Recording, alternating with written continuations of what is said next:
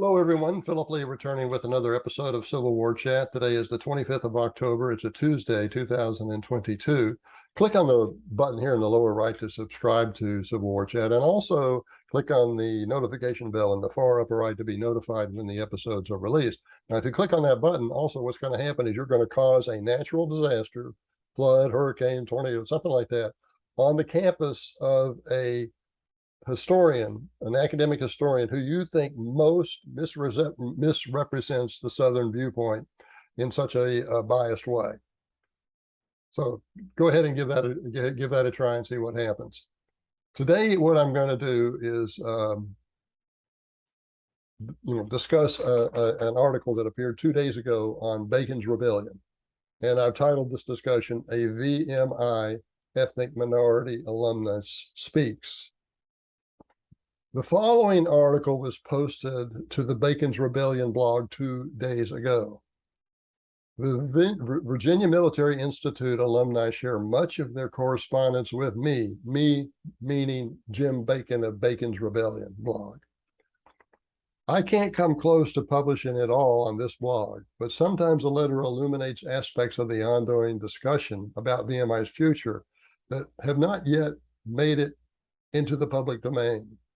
The letter below comes from José Suárez, a Hispanic alumnus, class of 1982, who was interviewed by the Barnes and Thornburg investigative team hired by former Governor Northam that slammed VMI for sexism and racism. Suárez feels his views were not reflected in that report. And Jim Bacon comments he made some minor edits and punctuation to the letter. Anyway, here's the letter from Suárez. Dear members of the VMI Board of Visitors and the VMI Alumni Association, I am a proud graduate of the VMI class of 1982. I came to VMI from Puerto Rico with limited command of the English language. I was one of 3 Hispanic cadets at VMI during my cadetship.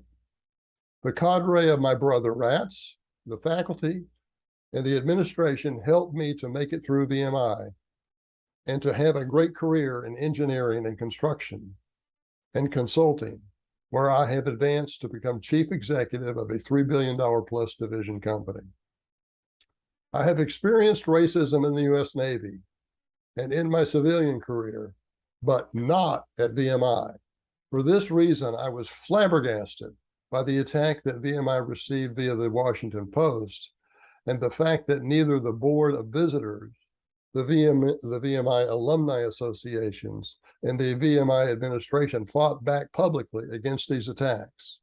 As such, I volunteered to be interviewed by the Barnes and Thornburg lawyers who were hired by former Governor Northam to investigate VMI for racism and sexism. And so he spoke to those lawyers to talk about my experiences as a Hispanic person at VMI. To my dismay, I did not feel that my comments were taken into account. And I was shocked when they said to me, after learning about my career, they were surprised that I had done well because they knew of no other minority VMI cadets that had excelled after graduating from VMI. To this, I responded that Darren McDew, the first African-American first captain and a 4-star Air Force general, and Daryl Horn, African-American CEO of Horn International, were my brother Rats. In regards to an inordinate amount of African-American cadets being drummed out due to honor code violations, I told them that one of my brother Rats, a captain of the VMI football team, and a Caucasian, was drummed out after we beat West Point in 1981. The honor court system is fair and it does not discriminate. None of this feedback came out in the Barnes and Thornburg report.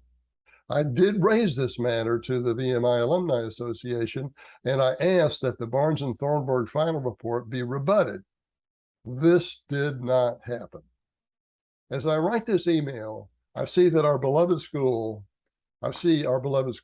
not being defended properly, and the administration attacking alumni for raising concerns about how the diversity, equity, and inclusion efforts are being managed.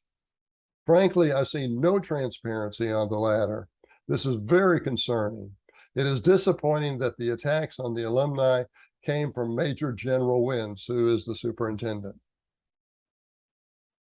I see many non-VMI alumni filling administration roles at VMI, which is not good, as we need corporate knowledge of VMI to continue to impart our great culture of on cadets. The drop of applications and admissions this year is very concerning. Yet blame is being placed on bad publicity on VMI, which we have not addressed.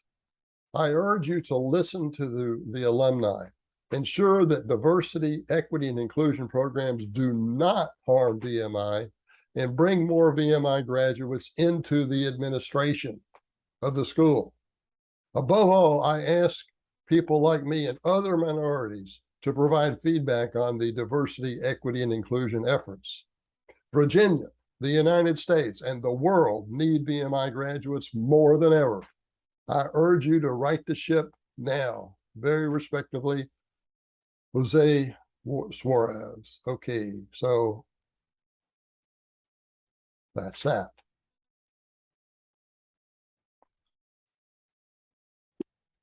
Here's something you might want.